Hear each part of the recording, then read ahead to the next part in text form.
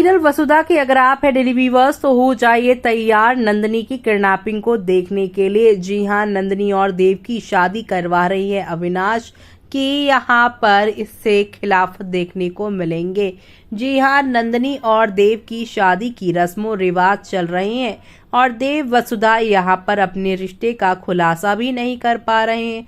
लेकिन अब आप देखेंगे नंदिनी और देव की मेहंदी सेरेमनी के बाद हल्दी सेरेमनी में नंदिनी हो जाएंगी गायब और नंदिनी के बाबा और माँ यानी कि उनके मम्मी पापा चंद्रिका के खिलाफ उसके गायब होने का इल्ज़ाम लगाएंगे। ऐसे में चंद्रिका कहेंगी कि इतनी बड़ी चीज़ का इल्ज़ाम आप मुझ पे नहीं लगा सकते, हम नंदिनी का किडनैपिंग क्यों करवाएंगे। ऐसे में यहाँ पर नंदिनी की माँ कहेंगी कि हम पहले दिन से ही वसुधा और देव के बारे में आपसे कहना चाह रहे थे, लेकिन आप तो वसुधा को अलग करके देव और नंदिनी की शादी करवाने में बिजी थी। लेकिन हमें लगता है कि इन दोनों की ही साजिश है हमारी बेटी को किडनैप करवाने की। लेकिन देव वसुधा का नहीं बल्कि अविनाश का हाथ है नंदिनी को किडनैप करवाने में।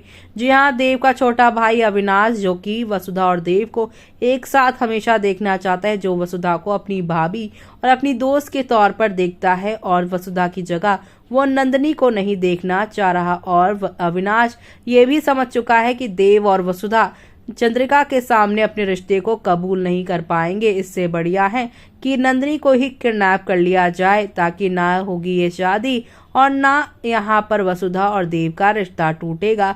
लेकिन अब वसुधा को जैसे ही किडनैपिंग का सच पता चलेगा कि अविनाश ने नंदिनी को किडनैप किया है तो वो बड़ा फैसला लेंगी और यहाँ पर वसुधा को डिवोर्स देते हुए आप देखेंगे देव को, क्योंकि देव यहाँ पर खुद से अपने रिश्ते को एक्सेप्ट नहीं कर रहे हैं।